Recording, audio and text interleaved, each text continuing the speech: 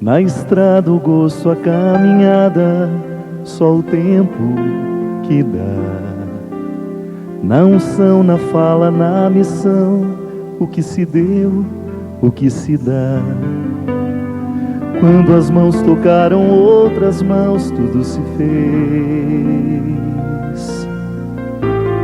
Quando os corações sentiram Deus pela primeira vez.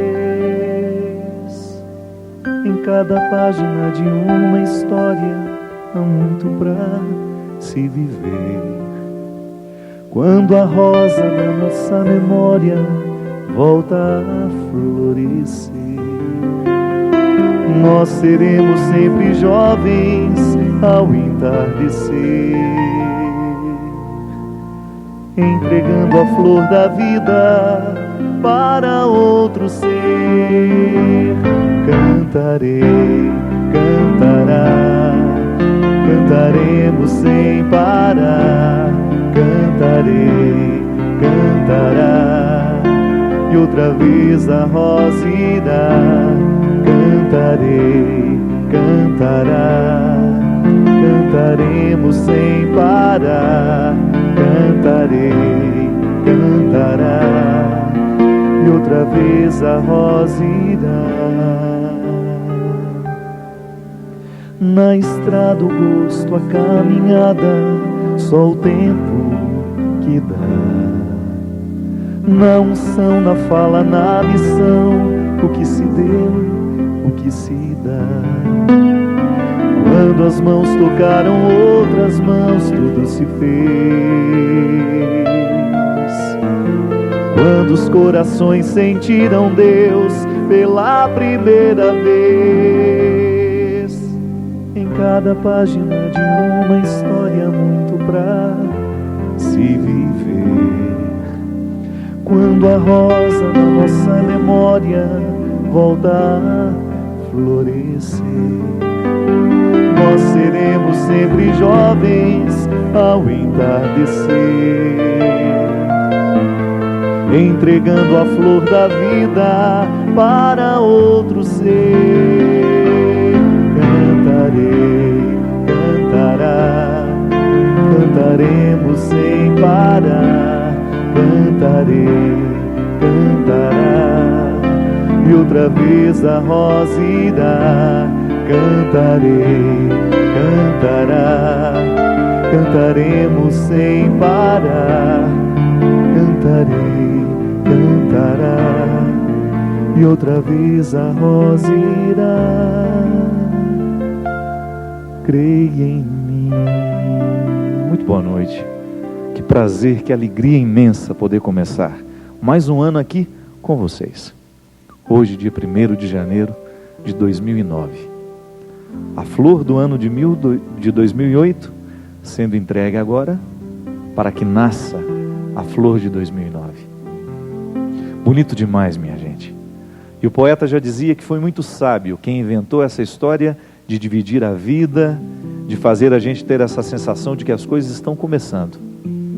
Ontem, quando estava estourando todos aqueles fogos, eu estava sozinho lá na minha casa. Quando deu meia-noite, sozinho mesmo. Dona Ana ficou lá fazendo a festa dela com as amigas. Eu resolvi passar tranquilo. E quando começou aquela explosão, é engraçado, né? Mesmo que eu estivesse sozinho, que eu não tivesse ninguém nem para desejar, nem um papagaio para falar Feliz Ano Novo. Mas eu me senti emocionado na hora. Engraçado isso, né? Você vindo assim, lá da varanda do meu apartamento, as explosões dos fogos em alguns lugares. E naquele momento, dentro do meu coração, eu pensava justamente isso. E o que me emocionava era aquilo. Olhar os fogos sendo acesos em lugares diversos e pensar que ali, do mesmo jeito como tinham fogos sendo acesos, existiam esperanças sendo renovadas também. Porque o que muda? Nada, né? Ontem foi ontem, hoje é hoje, amanhã será amanhã. Mas alguma coisa mudou, a gente ficou com essa história de que é um ano novo. E nós pegamos este gancho então. Já que nós temos a oportunidade de virar a página do calendário e dizer que hoje é o dia 1º de um novo ano, nós temos o direito também de dizer à nossa alma, ao nosso coração: seja nova. O que me fascina em Jesus quando olho para os evangelhos, é justamente a capacidade que ele tinha de fazer o novo acontecer diante de realidades tão velhas. Quando ele fazia os antigos acreditarem na novidade. Você já pensou o tanto que é difícil fazer uma pessoa antiga acreditar em alguma novidade? É difícil, porque ela age, ela pensa a partir de uma estrutura passada, antiga, e colocar uma luz de novidade naquilo que é antigo é sempre um desafio, porque a luz de novidade, ela não vem para desprezar o que é antigo, mas ela vem para cobrir ainda mais de sentido. Foi quando Jesus entrou na história.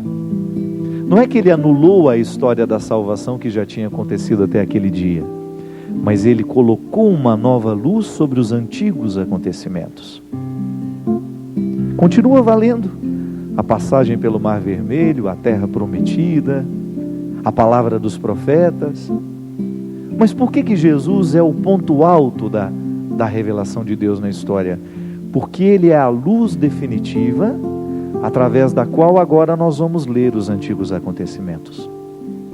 E a novidade que Jesus representa é justamente esta: a religião ganhou agora humanidade. Nós vamos ser humanos e descobrir que, sendo humanos, nós poderemos ser divinos. Descobrir nessa beleza de virar páginas, de consertar erros, de fazer propostas, alcançar metas. Você começar a colocar adiante. Hoje é o primeiro dia dessa vida e Deus te olha assim. Isso é conversão, minha gente. É você se olhar a partir do hoje do tempo, do hoje dessa história. Você não fica preocupado com o antigo, com o que já passou. Não. Deus está me olhando hoje com olhos de presente. Isso é tão bonito. Por isso que Jesus enchia as pessoas de esperança. Por isso que as pessoas ficavam motivadas a serem diferentes.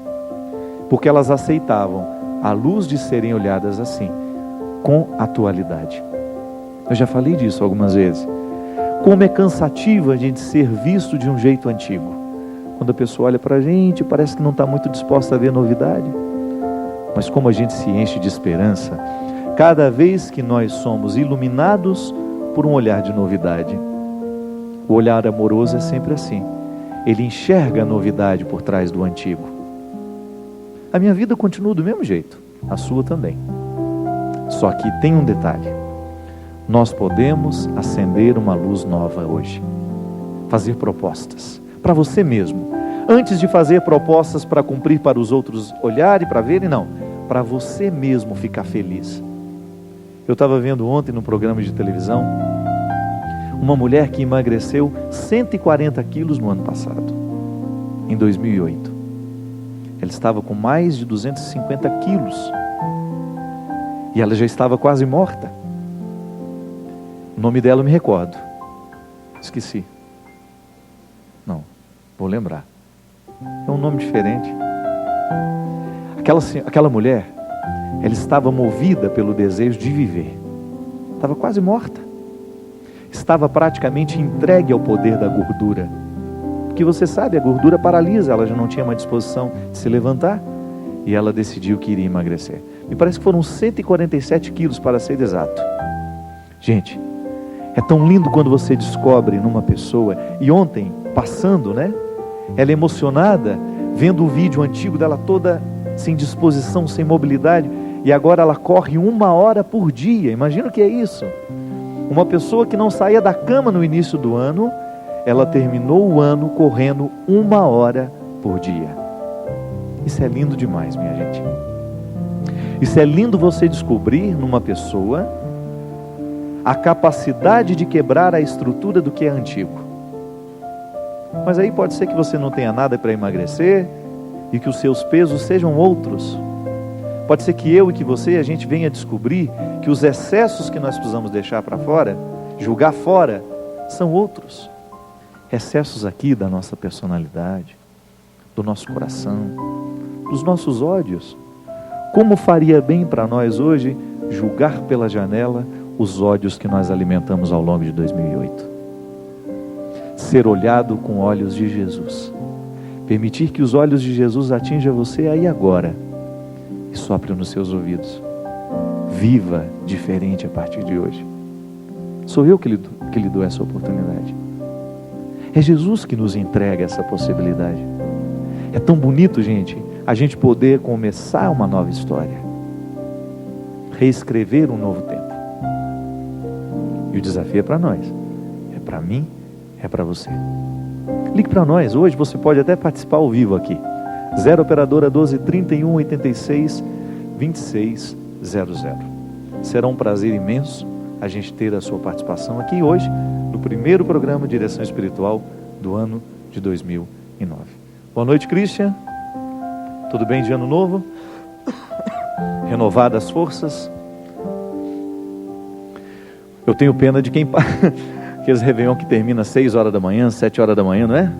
A pessoa está acabada. Primeiro dia do ano, ela já passa na ressaca. Que tristeza, meu pai. O ano que vem escolhe um Réveillonzinho mais tranquilo, que a pessoa bebe demais, ela come demais, não é? Você passou até às 6 horas da manhã, você passou rezando, Fran. Você ainda tem um álibi, você passou bem.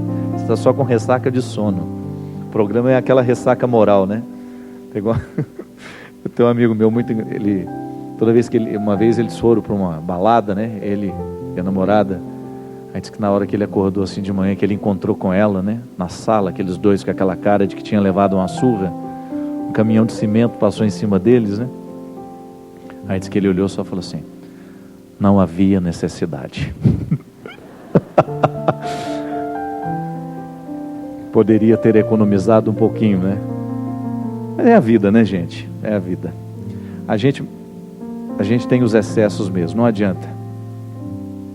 Olha, gente, hoje nós vamos ter o SMS, é esse o nome, né? Cadê o papelzinho que eu deixei aqui, para a gente poder anunciar? Você manda o seu recadinho, está aqui. Durante o programa você pode participar via SMS, uma mensagem de texto via celular.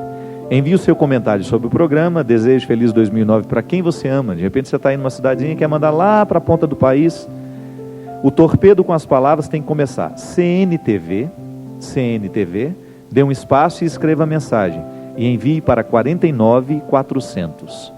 CNTV, dá um espaço, né? Escreve aí a mensagem que você quer e envia para o 4990. Inclusive hoje, uma telespectadora do Sergipe enviou a seguinte mensagem através do celular. Padre, não foi para mim, né? Foi para alguém aí que estava durante aí o dia. Sou casada há 10 anos, mas me apaixonei por um homem também casado. O que fazer? Filha, desapaixona, né? Por quê? Você é casada.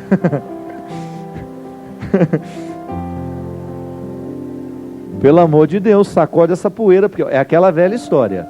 Não acenda fogueiras que você não vai poder apagar. Não é assim?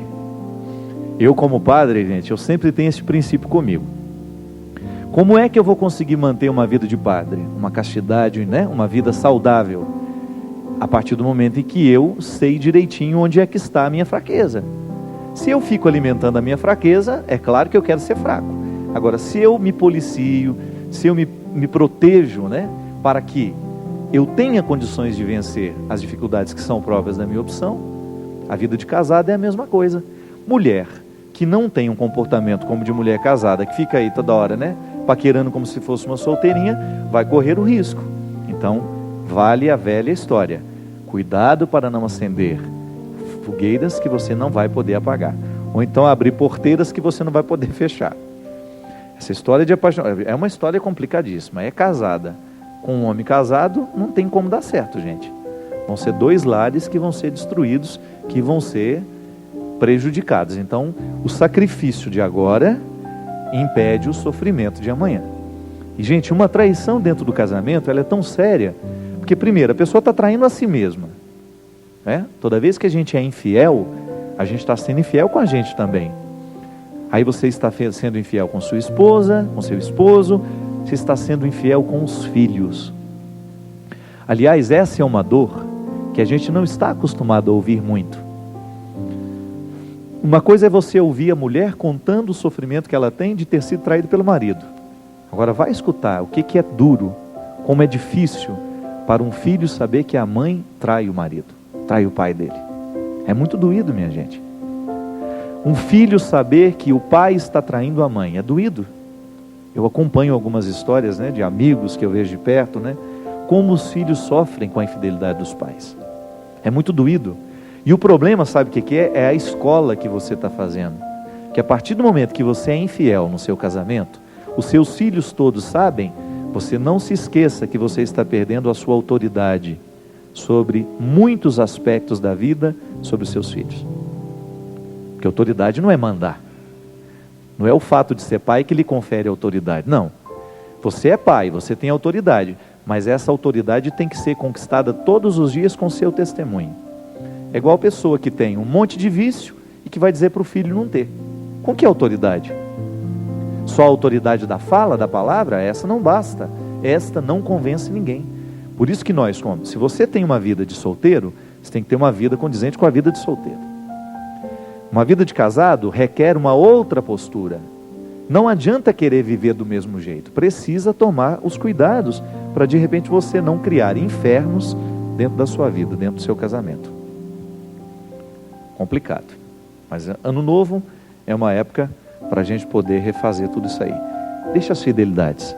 Vamos viver uma vida fiel, porque é mais segurança nos dias de hoje.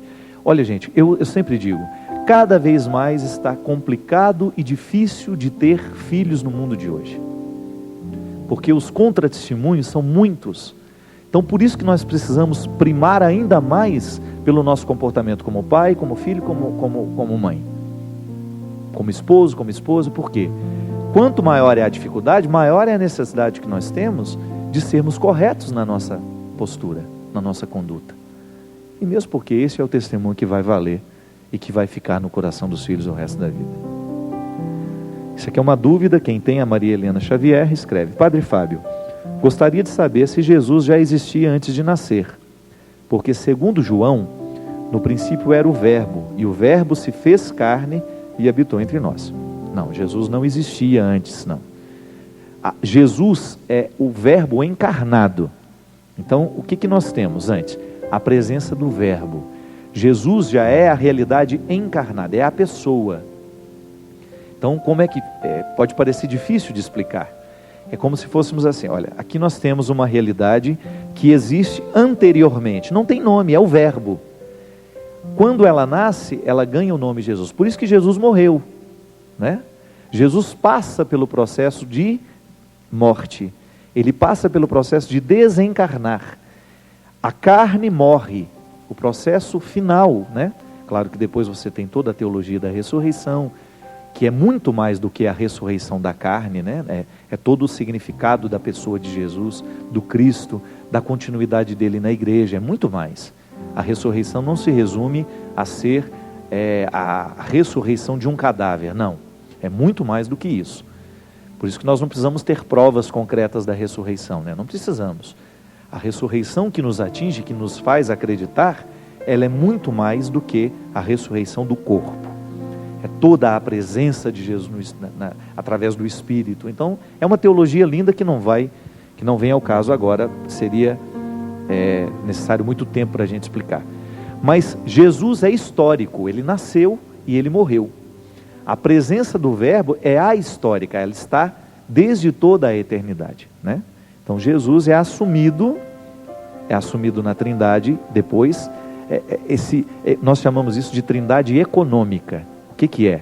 É a manifestação trinitária na história, é a pessoa de Jesus. Então Jesus é esta economia da Trindade, é a presença de Deus na história. E por isso que o Evangelho fala que no princípio era o Verbo, isto é, assegurando a presença do Verbo antes de todas as coisas serem feitas. Então, não é nenhum problema dizer, né, que a presença de Jesus, ela é histórica. Ele entrou, o Verbo entrou na história e nós o vemos em Jesus. Jesus é a pessoa encarnada. Padre Fábio, gostaria de saber se a confissão comunitária vale pela confissão individual. E se é verdade que quem não se confessa uma vez por ano individualmente não pode comungar. Minha filha, a confissão, ela tem que ser para nós muito mais do que um cumprimento de uma obrigação. Aqui, quando você pergunta, Márcia, me dá a impressão que você está preocupada com a obrigação do acontecimento. Não. Nós temos que buscar a confissão de maneira que nós possamos sentir o benefício dela na nossa vida. Descobrir que, ao confessar o meu pecado, ao partilhar o meu pecado, eu me comprometo em ser melhor. Não é assim? Toda vez que a gente conta uma fragilidade para um amigo da gente, é como se a gente, olha, estou te contando, né? Me ajuda a melhorar nisso. A confissão é assim. Ela tem todo um caráter terapêutico. Sacramentalmente você é purificado daquele erro. Só que aí tem também o lado humano do aconselhamento. Por que a confissão comunitária, ela perde um pouco do aconselhamento? Que seria uma exortação que o padre faz em torno daquilo que você contou, para ajudar você a se preparar melhor para não cair de novo naquele erro. De repente, uma confissão comunitária, você não tem esse benefício. Então eu recomendo sempre, claro, a confissão comunitária, ela é sempre muito bem-vinda em épocas em que a igreja está lotada, que está todo mundo lá na obrigação para confessar. Então é época de Semana Santa, é época de Natal, é muita gente para atender e o padre não dá conta. Mas à medida do possível, a confissão precisa ser individual. Porque é o bem que é o direito que você tem como cristão, né? De receber aquele sacramento. É direito seu. É direito seu de estar ali para ser beneficiado com este favor de Deus. É tão bonito entender o sacramento como um favor de Deus, um benefício que Ele nos concede. E às vezes a gente fica privado desta palavra, essa rama, né, que a gente chama, né? A gente diz, aquela palavra que foi direcionada para mim, para que eu pudesse compreender melhor a minha fragilidade. Porque confissão também não pode ser uma direção espiritual, né? Direção espiritual é uma coisa, confissão é outra. Confissão é acusação de pecados. Eu vou lá e conto o meu pecado. E o padre me dá uma palavra em torno daquele pecado. Mas é muito importante que a gente tenha essa oportunidade. Padre Fábio, estou com um grande problema. Meu marido está muito envolvido com a internet, através de conversas pornográficas. Ele diz que não tem nada a ver, mas eu não posso me conformar com isso. Sabe, padre, sou coordenadora do meu grupo de oração e do meu regional, e exerço o ministério de oração por cura e libertação, e tenho medo de descobrir que ele está me traindo. O que eu faço? Minha filha, a primeira coisa que você precisa estabelecer as regras, né? Eu acho que num casamento é preciso ter regras. Casou? Ninguém obrigou você a casar. Não é verdade? Nunca vi uma noiva subir amarrada no altar. Você já? Às vezes vai amarrada por dentro, né? A gente não sabe, né? Mas pelo menos por fora. Não pode ser. A partir do casamento é contrato. Olha, nós temos regras aqui dentro de casa. E eu fico assim assustado de ver, né? O quanto que a internet está se transformando num problema mesmo dentro das famílias. Gente, é impressionante o que existe de pornografia disponível na internet. É impressionante o quanto de pessoas, o número de pessoas que estão viciadas nisso. Quando eu falo de pornografia, eu estou falando de todo tipo de contato virtual que tem aí. As pessoas ficam amigas, elas se casam, né? Elas fazem sexo através da internet. É uma coisa absurda. Isso é traição? É traição. Porque o tempo que o marido está ali diante de um computador, e às vezes eu encontro histórias, gente, de homem que fica 5, 6 horas diante da tela de um computador, batendo papo com mocinhas que nunca viu na vida. Pelo amor de Deus, esse é o tempo que você poderia estar cultivando com coisas boas, com sua família, com pessoas de verdade, né? Qual que é o grande problema da internet? Quando ela substitui as relações reais. Quando nós começamos a trazer para dentro da nossa cabeça um contexto absolutamente destrutivo. E eu já falei disso daqui. Nós temos que tomar muito cuidado quando isso vai virando um vício. O tal do MSN, o tal do Orkut, meu Deus do céu. Há pessoas que passam boa parte do tempo em torno disso.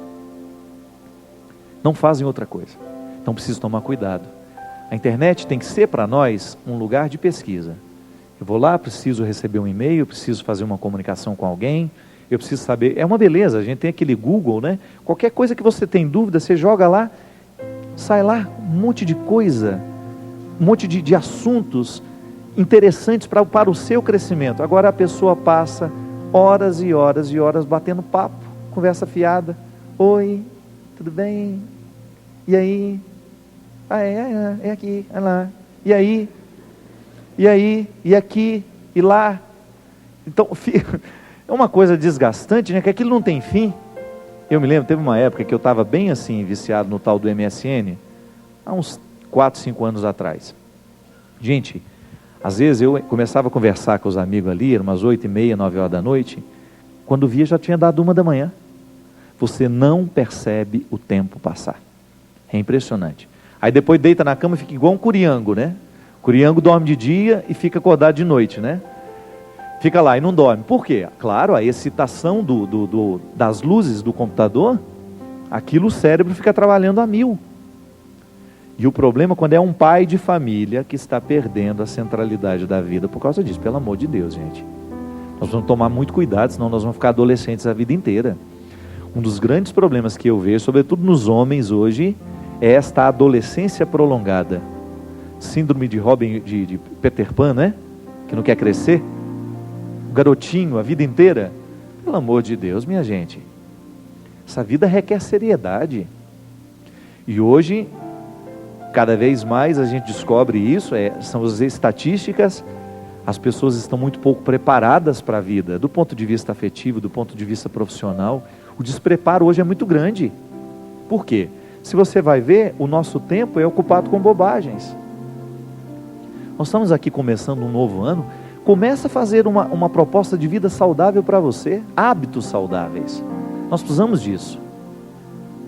Começar a controlar um pouquinho até o tempo da internet na sua vida, porque senão daqui a pouco você está em torno disso e você não faz outra coisa. Você não estuda, você não trabalha, você não convive. Então, se o seu marido vive esse problema, coloca as cartas na mesa. Precisa olhar nos olhos dele e dizer, olha, eu não vou tolerar isso mais. Que a partir do momento que ele está trazendo essa pornografia para dentro da sua casa, está abrindo a possibilidade também para que os seus filhos tenham contato com isso. E volta, é aquilo que a gente estava dizendo antes, perde a autoridade, gente. Se o filho descobre que o pai faz isso, fica muito difícil de pedir que o filho não faça.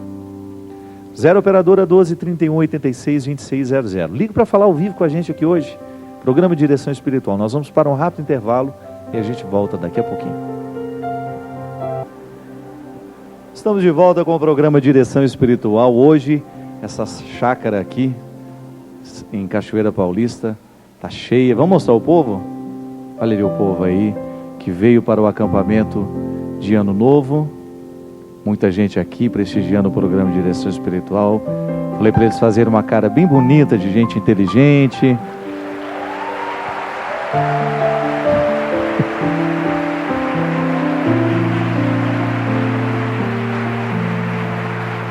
Passou você também já.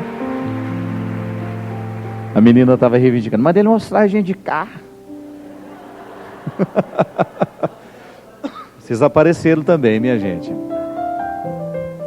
Lembrando, minha gente, que você que está em casa pode participar conosco. Mande o seu SMS com as letras CNTV, dá um espacinho, escreve a mensagem que você quer mandar, às vezes até mesmo o seu pedido de aconselhamento, e envie para 49400.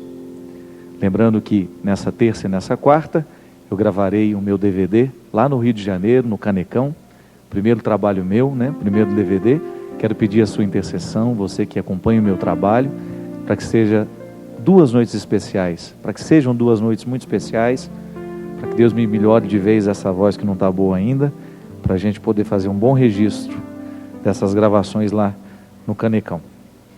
Hoje, gente, eu recebi um e-mail aqui, mexeu muito comigo na hora que eu li.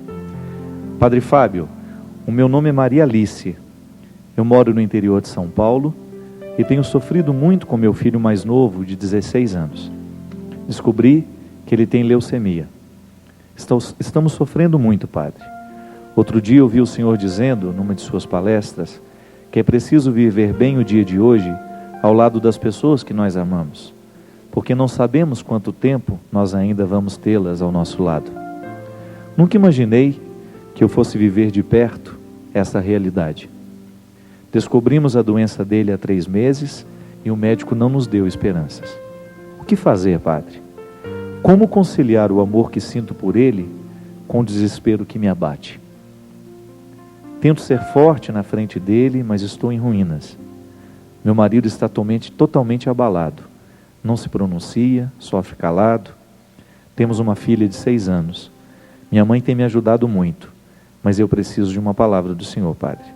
Meu coração está dilacerado, meu amigo. Reze a Deus por mim. Eu achei bonito o que ela diz aqui. Como conciliar o amor que eu sinto por ele com o desespero que me abate? Maria Alice, na sua pergunta, minha filha, já está a resposta. Mesmo porque para a sua questão não existem respostas prontas, né? O desespero que se sente no momento em que vê morrer aos poucos um filho, porque é isso que acontece.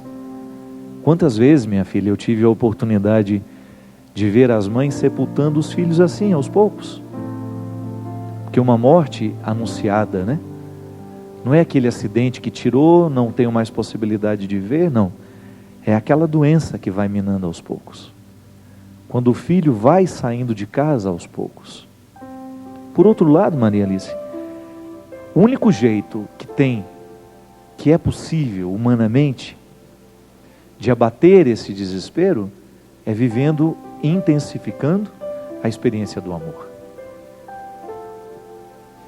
Fazendo o que se pode fazer, estando ao lado com a melhor qualidade do mundo. Não olhe para a perda que está acontecendo, não. Olhe para o tempo que você tem ainda. O médico disse quanto tempo você vai ter do seu filho e não importa. O que importa é o tempo que você vai conseguir ser mãe desse menino. A qualidade que você vai dar à sua maternidade nessa hora. Se toda mãe que perdeu o seu filho, Maria Alice, sobretudo essas histórias que nós conhecemos aqui, através de acidentes trágicos, de mortes rápidas, se essas mulheres tivessem tido a oportunidade de saberem que elas iriam perder os filhos, elas teriam qualificado muito mais a maternidade delas. E é isso que nós podemos no momento da tragédia, minha filha. A vida cristã nos ensina a qualificar o tempo que a gente tem. Olhar para a vida que hoje é nossa, para essa dor que você tem de ver o seu filho morrer aos poucos, mas envolvê-lo de amor. Porque muito mais triste que morrer é morrer sem amor. É morrer na solidão, é morrer no abandono, é morrer no desespero. E você lutar para que este momento seja com qualidade. Você ser a mãe que você pode. Você chorar na hora que você tiver vontade, mas você nunca deixar de estar do lado do seu filho, ou você nunca perder a oportunidade de estar ao lado dele, porque você sabe que vai morrer. Porque o grande problema do desespero é que às vezes ele nos retira da possibilidade de ficar com as pessoas que estão morrendo. Pode observar? Às vezes nós entramos em depressão, nós perdemos a vitalidade, nós perdemos a graça, e a pessoa morre sem ter tido a nossa presença. Porque a gente ficou deprimido, a gente não teve força para lutar, então o outro perdeu a oportunidade de nos ter por um tempo. E pode ter certeza, minha filha, que nós estamos unidos ao seu coração de mãe e ao coração de tantas mulheres e homens que estão passando pela mesma situação, de ver alguém especial ir embora pela força de uma doença. Não importa quanto tempo a gente ainda tem, o importante é a gente fazer de tudo para a gente viver bem o tempo que nos resta. Que Deus lhe abençoe. Temos uma participação especial, Maria Dulce, de Natal, do Rio Grande do Norte. Boa noite, Maria Dulce. Boa noite, Padre. Sua bênção. Deus te abençoe, minha filha. Como vai o Rio Grande do Norte? Padre, eu estou ligando para o senhor. Esse primeiro do ano, a maior felicidade que eu posso ter é falar com o senhor, porque eu lhe admiro muito. Nossa. O senhor é um padre sotaque muito bonito de Deus, aqui. e a minha história é essa. Eu sou uma pessoa muito triste, eu tenho 44 anos de casada, e quando eu casei, com 1 ano de casada, perdi meu primeiro filho. Aí eu passei muita tristeza por isso, passei mais de 1 ano com muita depressão, muita tristeza. Aí vieram outros filhos, vieram 4 filhas, criei tudo bem. Quando foi agora, esse ano, que terminou ontem, Dia 11 de janeiro eu perdi um neto de um Vitor no afogamento, neto de 4 anos e meio. Isso, padre, mexeu muito com minha vida. Eu tentei falar com o senhor várias vezes, mas não foi possível. Fiquei muito triste, muito abalada, muito chocada. Quase morri. Ainda hoje eu carrego essa tristeza dentro de mim. Eu gostaria muito de me libertar disso, padre. Ontem foi dia 31, final do ano. Dia 11 agora, daqui a 10 dias vai fazer um ano que essa criança faleceu. Essa criança tem mexido muito comigo. Foi pior do que o caso do meu filho. Foi muito pior, porque foi assim, o meu filho foi uma morte assim, súbita, porque tomou um mingau, e em seguida, ele não se engasgou, mas em seguida foi ingerido para os pulmões o mingau que ele tomou. E a morte do meu neto, foi uma morte afogada, uma morte que eu achei que foi uma morte muito estúpida, muito brusca. Então, isso eu não me conformei. Aí eu fiquei uma pessoa contra Deus, cheia de raiva, cheia de mágoa, de tristeza, de revolta, sabe, padre? Eu era uma pessoa muito de Deus, muito assim, de oração.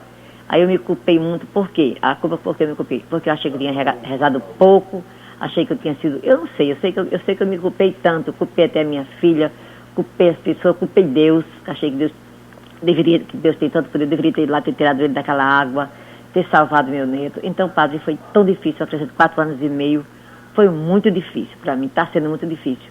Foi o ano passado? Eu ontem entrei o ano aqui em casa, assim, muito calma, todo mundo está assim, só a gente mesmo de casa, eu olhando para a televisão aí para vocês, aí para Canção Nova, e pedindo a Deus que me ajudasse, que me iluminasse esse dia de ontem para hoje, para me livrar dessa tristeza, dessa angústia é um peso muito grande nos meus ombros, essa tristeza, essa angústia, essa revolta, tem sido para mim um peso muito, muito grande. Eu preciso melhorar disso, porque eu não posso continuar assim, porque senão não vou resistir, padre, senão eu vou morrer de tristeza, de sofrimento, e não dá para continuar assim. Aí eu tenho um neto de 10 anos, tenho um neto, né?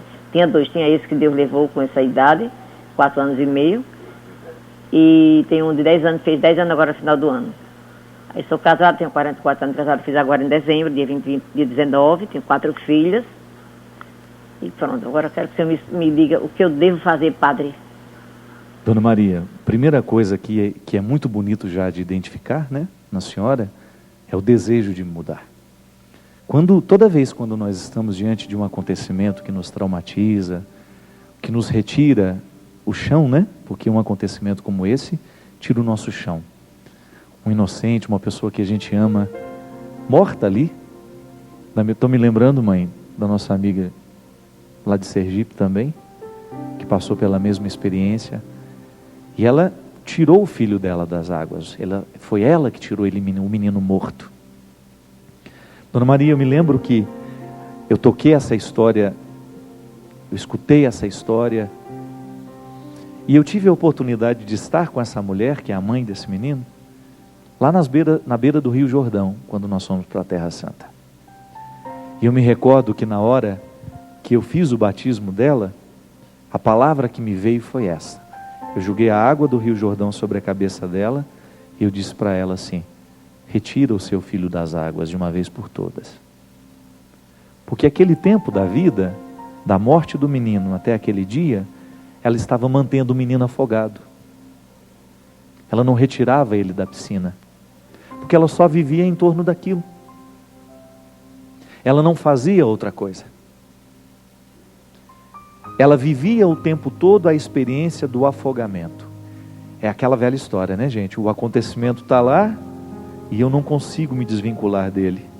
Então não importa quanto tempo já tenha passado, o menino continua afogado. O menino continua nas águas. E o bonito, sabe, Dona Maria, que ela, diante daquela palavra, ela resolveu reagir.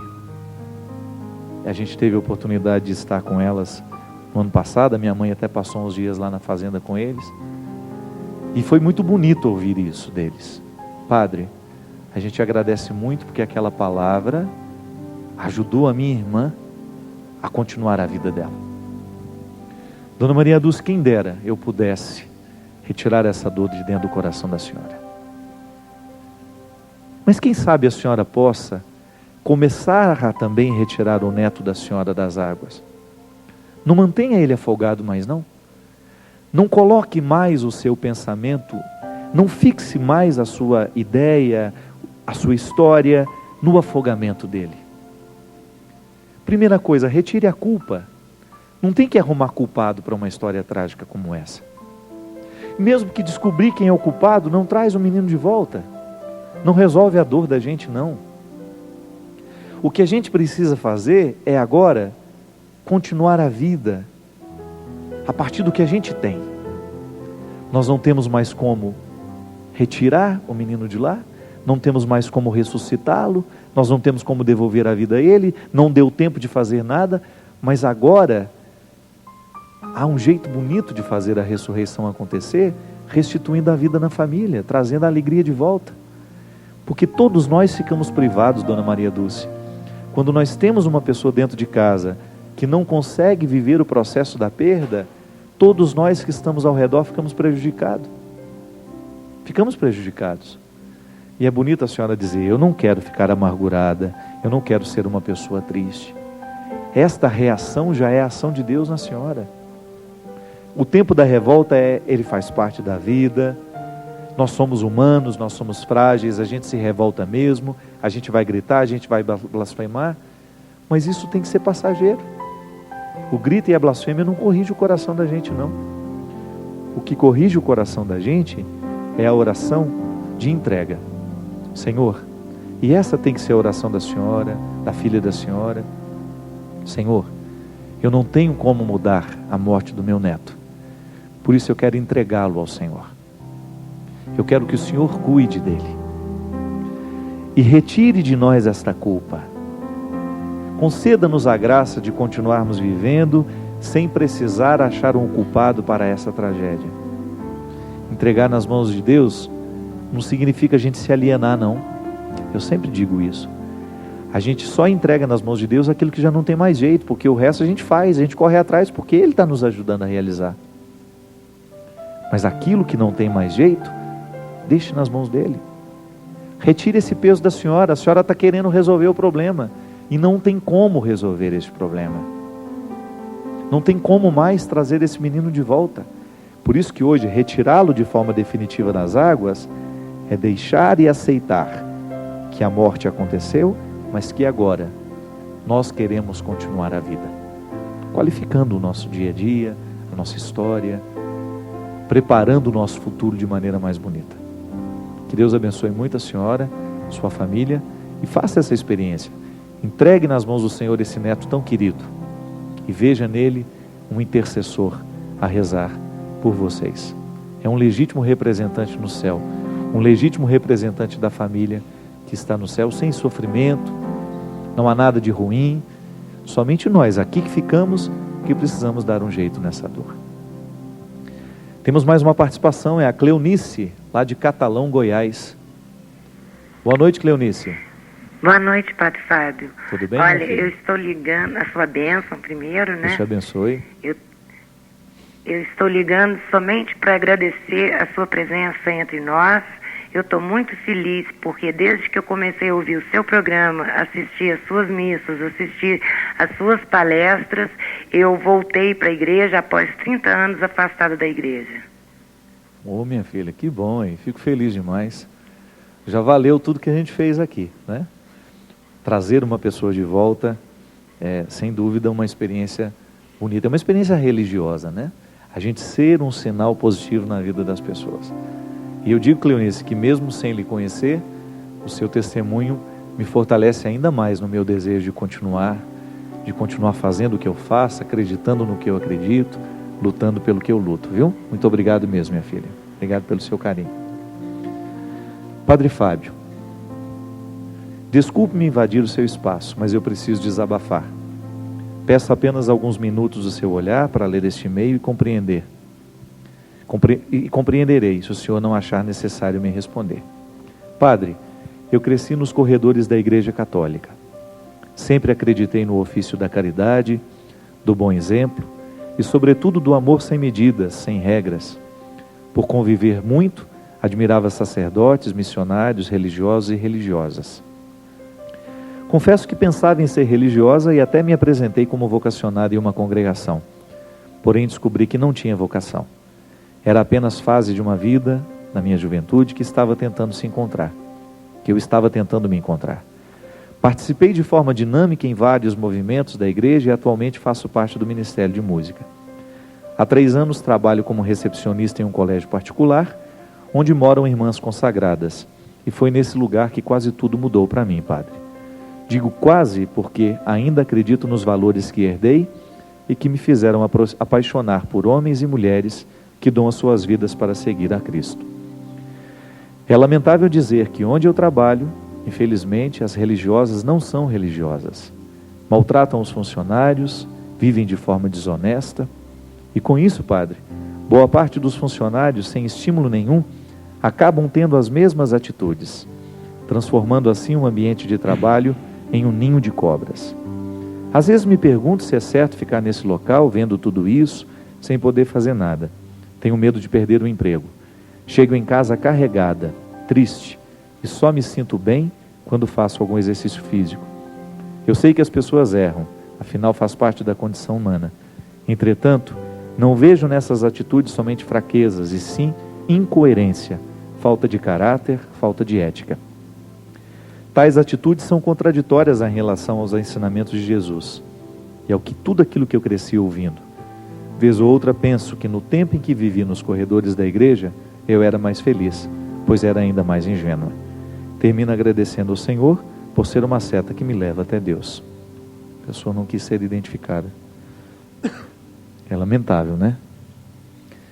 É complicado porque a primeira coisa que as pessoas enxergam, minha gente, de nós, é o nosso testemunho. Nós como evangelizadores, nós como padres, freiras, o que as pessoas estão percebendo é o jeito como a gente é gente, né? É o jeito como você é humano. A gente reconhece a nobreza de uma alma, não é na roupa que ela veste, não é no que ela diz ser, mas é no que, como ela age. Uma pessoa, quando você tem o contato com ela e você vai descobrindo aos poucos como aquela pessoa é, isso é evangelizar. Porque opa, viu? Está até caindo aqui tudo. É uma freira que já morreu e passou aqui agora.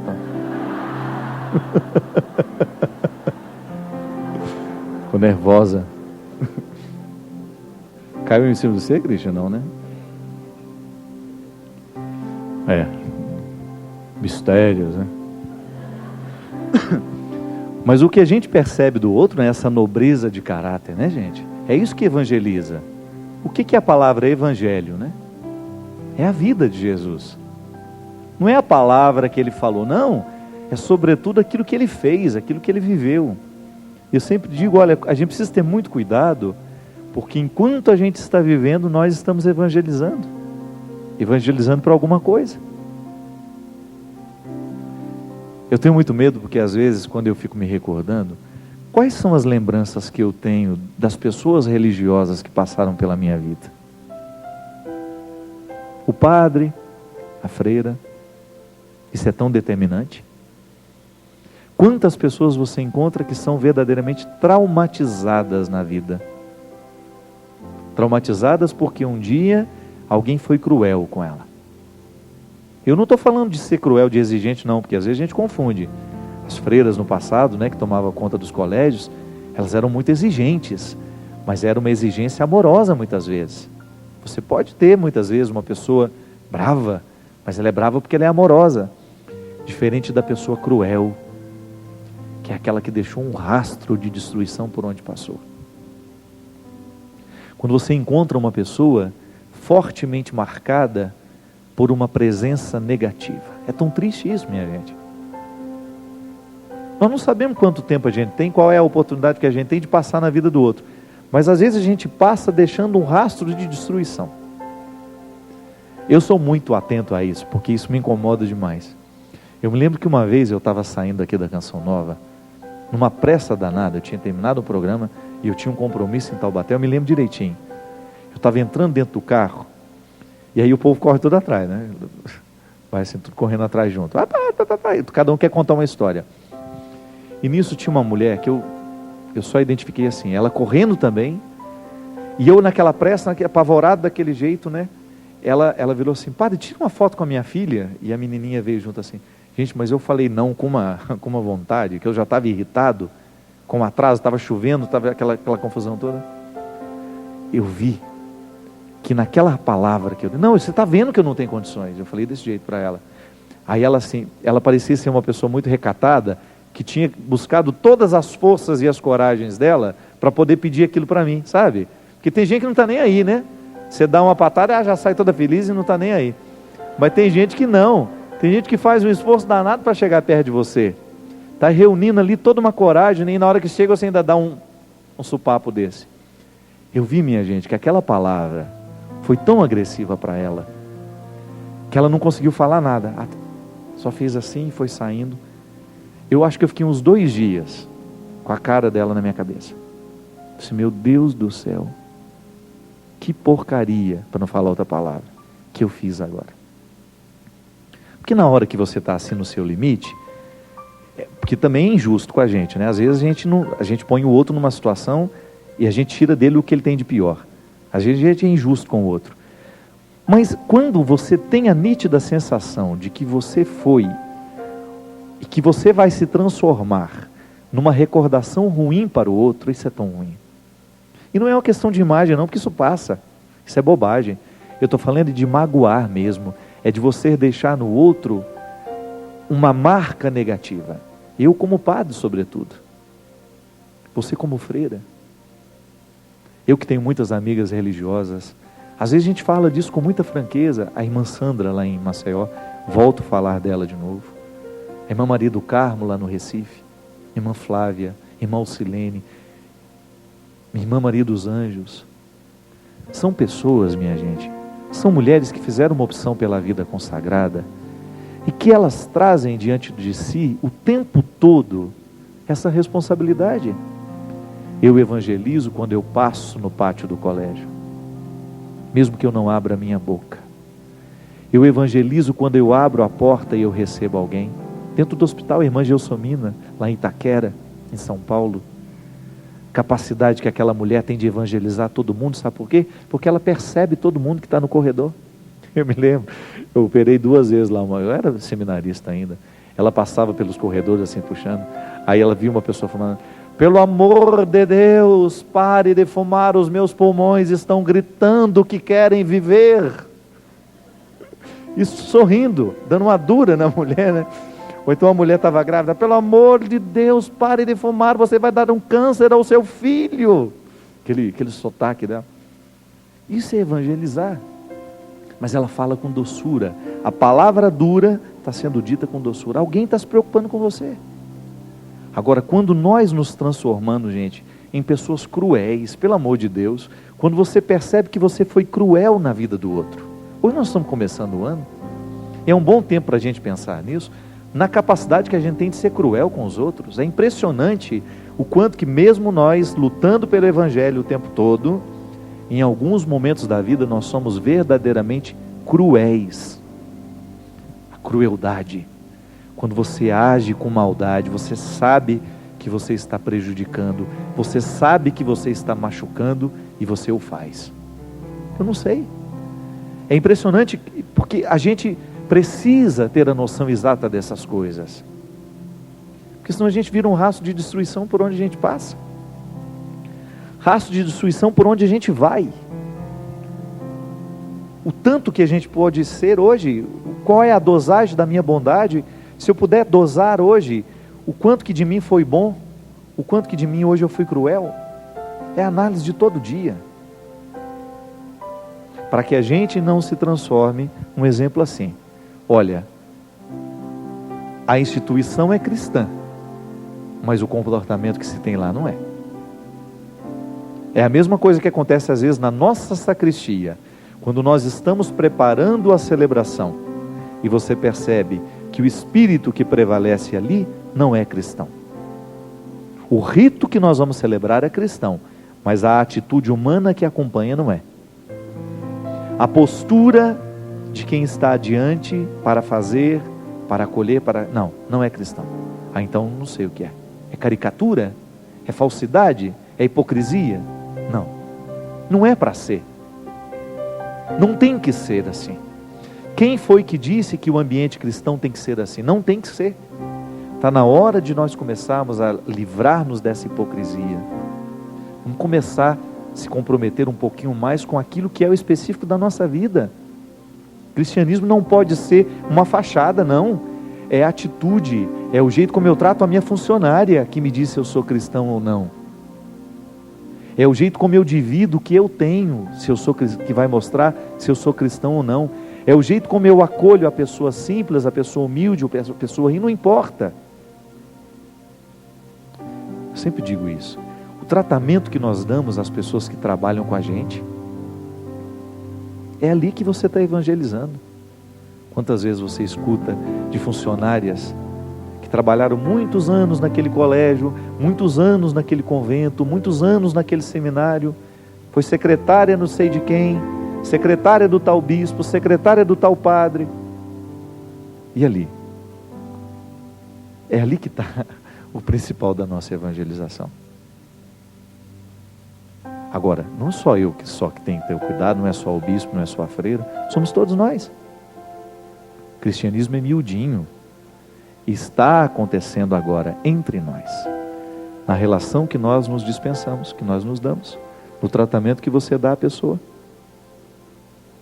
a maneira como você lida, como você encontra com a pessoa que está na mesma pousada que você, na gentileza que você realiza no momento que você percebe que o outro está precisando de você. Isso é evangelho. É o bonito da vida acontecendo, e é tão bom a gente entrar no novo ano com essa consciência. Hoje eu posso fazer o mundo ser melhor a partir das minhas atitudes. Foi uma freira ruim até o dia de hoje, não importa, modifica.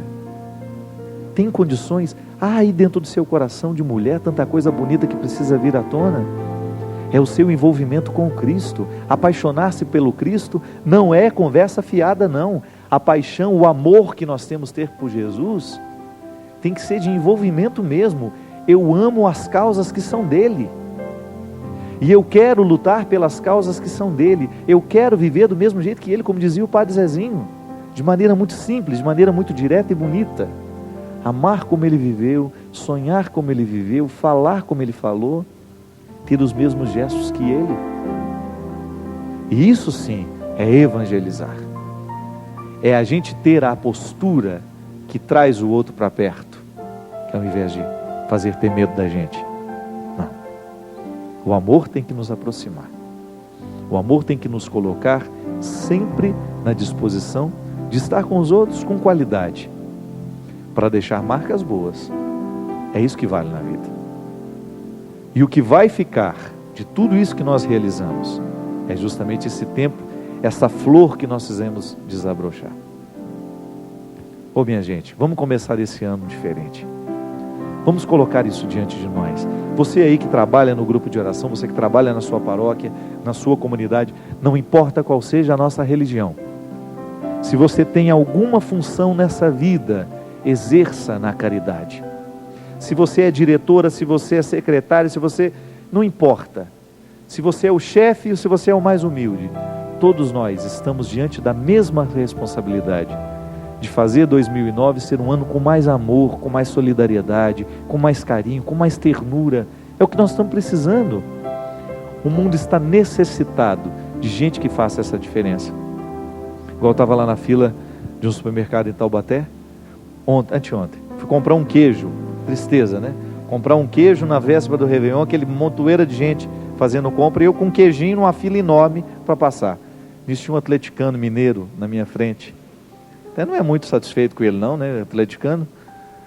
E aí ele me olhou, aí ele falou assim, pode passar que você só tem uma coisa para fazer, né, para comprar. Aí eu achei bonitinho o gesto dele, né? Eu não precisaria fazer isso, precisaria? Eu já estava esperando há um tempão, aquela solidariedade dele. Aí ele brincou, só que você vai mandar um abraço para minha mãe amanhã, lá em São João del Rei. Depois que eu já tinha passado, é que ele falou que ele me conhecia, ele não se manifestou.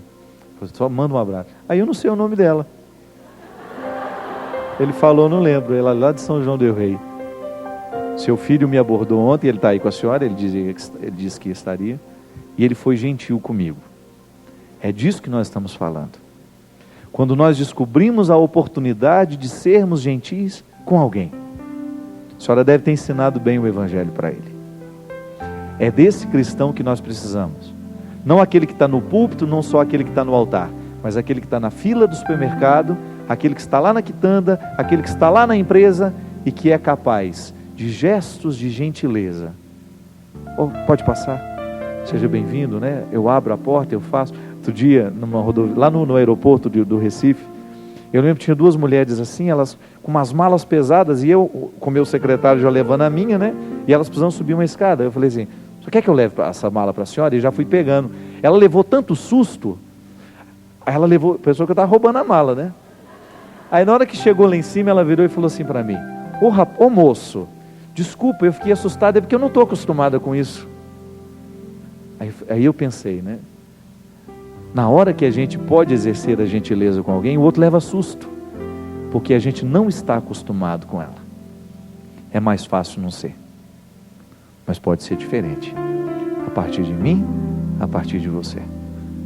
Vamos fazer esse mundo ser mais bonito neste ano, com a bênção do Deus Todo-Poderoso sobre nós, Ele que é Pai, Filho e Espírito Santo. Amém. Obrigado. A estrada, o gosto, a caminhada, só o tempo que dá. Na unção, na fala, na missão, o que se deu, o que se dá. Quando as mãos tocaram outras mãos, tudo se fez. Quando os corações sentiram Deus pela primeira vez. Em cada página de uma história, muito pra se viver. Quando a rosa da nossa memória volta a florescer, nós seremos sempre jovens ao entardecer, entregando a flor da vida para outro ser. Cantarei, cantaremos sem parar. Cantarei, cantará, e outra vez a rosa irá. Cantarei, cantaremos sem parar. Cantarei, cantaremos sem parar.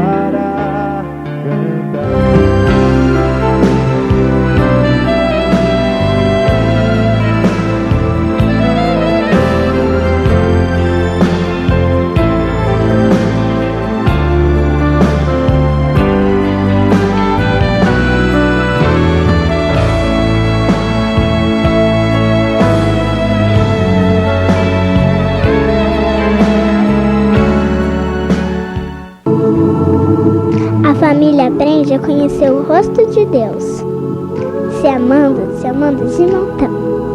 Eu tenho um grande sonho e vou falar bem baixinho para você, Jesus. Abençoa a minha família, a família dos coleguinhas da escola e as famílias do mundo inteiro.